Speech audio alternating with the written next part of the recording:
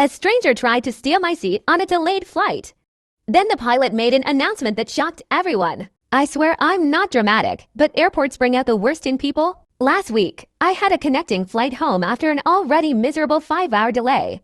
Everyone was exhausted, cranky, and desperate to get on the plane before something else went wrong. When boarding finally started, I dragged myself down the aisle to seat 14A. And someone was already sitting there. A woman in her 40s, designer sunglasses, and the kind of confidence that screams, "I get what I want." I said politely, "Hi, I think you're in my seat." Without even looking up, she said, "I don't do middle seats.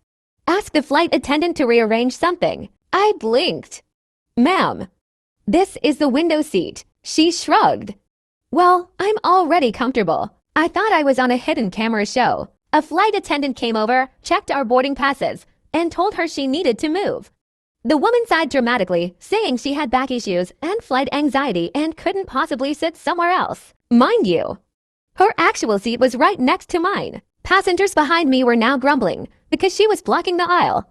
Someone muttered, "Here we go again," like this was a weekly ritual. Finally, after arguing for almost a minute, she said, "Fine.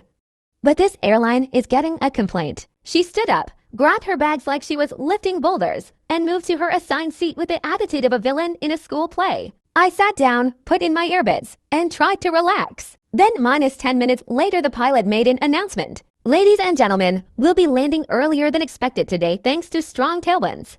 Also, a reminder, please sit only in your assigned seats. We cannot accommodate personal seating preferences." The entire plane cheered. I'm not kidding, actual applause. The woman next to me froze. Her face went red.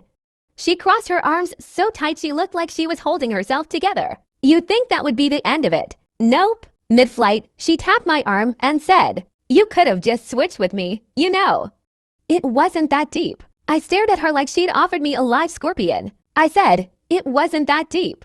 Which is why you could have sat in your own seat." She rolled her eyes for the 900th time. But karma wasn't done. As we landed, the flight attendant announced, "We'd like to thank passengers seated in 14A and 14B for cooperating during boarding." 14A and B. The woman next to me slowly sank into her seat. Passengers around us looked at her, not me her. I've never seen someone speed walk off a plane faster in my life. Honestly, that pilot deserves a raise. And maybe his own reality show.